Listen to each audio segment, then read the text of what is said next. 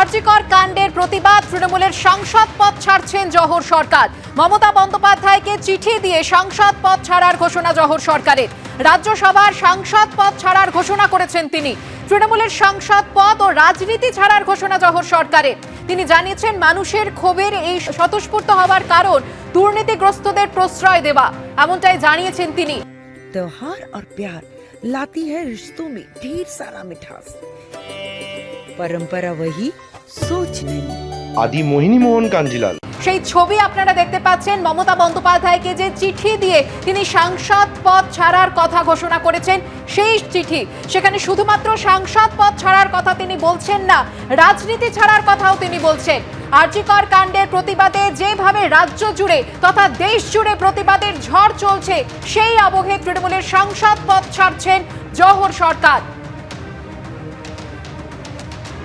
যে বড় খবর আমরা রয়েছি, আরজিকর কাণ্ডে প্রতিবাদে তৃণমূলের সাংসদ পদ ছাড়ছেন জহর সরকার। মমতা বন্দ্যোপাধ্যায়কে চিঠি দিয়ে সাংসদ পদ ছাড়ার ঘোষণা করেছেন জহর সরকার। শুধুমাত্র সাংসদ পদ ছাড়ছেন এমন নয়, তিনি রাজনীতিও পুরোপুরি ছেড়ে দেবেন বলে জানিয়েছেন। কৃষ্ণেন্দু অধিকারী আমাদের সঙ্গে রয়েছেন। কৃষ্ণেন্দু, দীর্ঘ চিঠিতে একাধিক কারণ উল্লেখ করেছেন জহর সরকার। কি কি কারণে তিনি এই সিদ্ধান্ত নিলেন? মূলত দুটো জায়গায় তিনি গুরুত্ব দিয়েছেন। এক হচ্ছে জনজাগরণ, যে জনজাগরণ রাজ্যের গণ্ডি ছড়িয়ে দেশের গণ্ডি ছড়িয়ে বিশ্বে ছড়িয়ে পড়েছে বিচারের দাবিতে।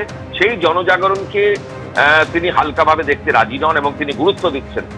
দুই হচ্ছে যেভাবে সরকার সিদ্ধান্ত নিয়েছে একের পর এক এই রাজ্যিকর কাণ্ডে, সেই সিদ্ধান্তে তিনি সহমত নন।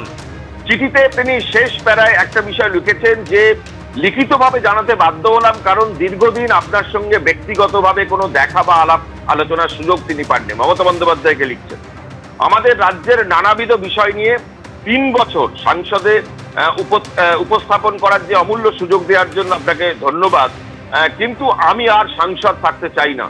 জহর সরকার লিখছেন মমতা বন্দ্যোপাধ্যায়কে।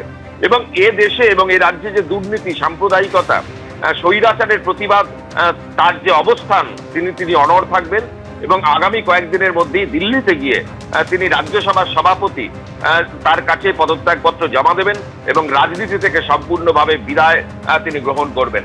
অর্থাৎ জহর সরকার কয়েকদিনের মধ্যেই দিল্লিতে গিয়ে রাজ্যসভার চেয়ারম্যান জগদীপ ধনখড়কে তিনি চিঠি দিয়ে একদম সরাসরিভাবে পদত্যাগ করবেন। কিন্তু তার আগে দলের নেত্রী মমতা বন্দ্যোপাধ্যায়কে তিনি পদত্যাগের কথা ঘোষণা করে দীর্ঘ চিঠি দিয়েছেন এবং তার কারণ ব্যাখ্যা করেছেন। এবং কারণে সবচেয়ে বড় উল্লেখযোগ্য হচ্ছে দুর্নীতি এবং আরজিকর কাণ্ড।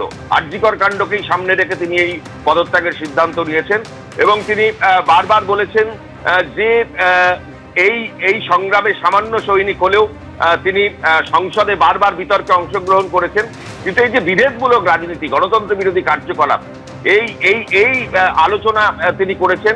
কিন্তু যেভাবে রাজনীতির যেভাবে এই আন্দোলন চলছে, সেই আন্দোলনকে যেভাবে সরকার ট্যাকেল করছে, যেভাবে শাসক দলের নেতারা বক্তব্য রাখছেন, সেটা তিনি মানেন না।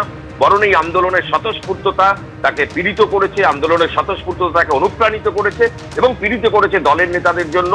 এবং আর্থিক দুর্নীতি, কাটবিনি, একাধিক বিষয় তিনি উল্লেখ করেছেন। এবং তিনি লিখছেন যে 2022 সালে বিভিন্ন সংবাদ মাধ্যমে প্রাক্তন শিক্ষামন্ত্রীর যে দুর্নীতি তিনি দেখে প্রকাশ্যে মতামত দিয়েছিলেন সরকারিভাবে অত্যন্ত সক্রিয় হওয়ার প্রয়োজন ছিল।